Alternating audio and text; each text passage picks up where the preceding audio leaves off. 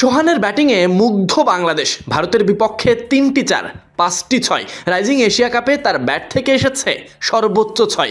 141 strike রেটে 65 run. ছেলেটার সঙ্গে এদিন ছিলেন জিসান।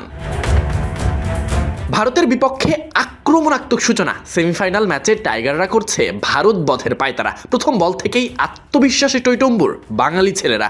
ওদেরকেও দাওয়ায় রাখতে পারবে না। উইকেটে 2 ওপেনার হাবিবুর রহমান সোহান আর জিসান আলম দুজনেই ব্যাট হাতে নেমেছিলেন আগ্রাসী মুডে। ভারতীয় বোলারদের তখন থেকেই খাপছাড়া লেগেছে।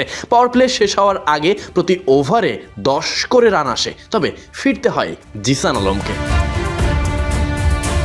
জিসান থামলেও থামেননি হাবিবুর রহমান সোহান। প্রতিটি শটে ছিল সাহস, প্রতিটি রানেই যেন প্রতিশোধময় তৃপ্তি।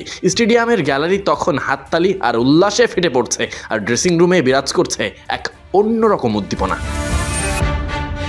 হাবিবুরের শার্প টাইমিং আর জিসানের ফ্রি ফ্লোয়িং স্ট্রোক মেকিং ভারতীয় বোলারদের বারবার ফেলেছে ব্যাকফুটে। তবে এমন ঝোড়ো ব্যাটিংয়ের মাঝে আবরারের স্লো মোশন ব্যাটিং খানিকটা বিপাকেই ফেলেছে।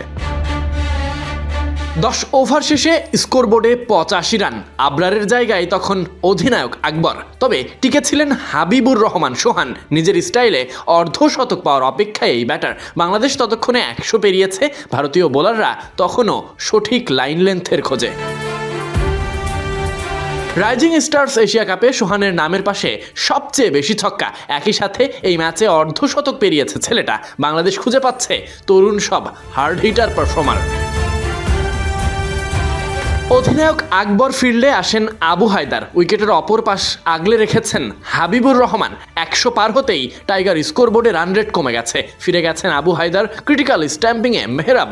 বাংলাদেশ তখন মাঝারি সংগ্রহের পথে গুটি গুটি পায়।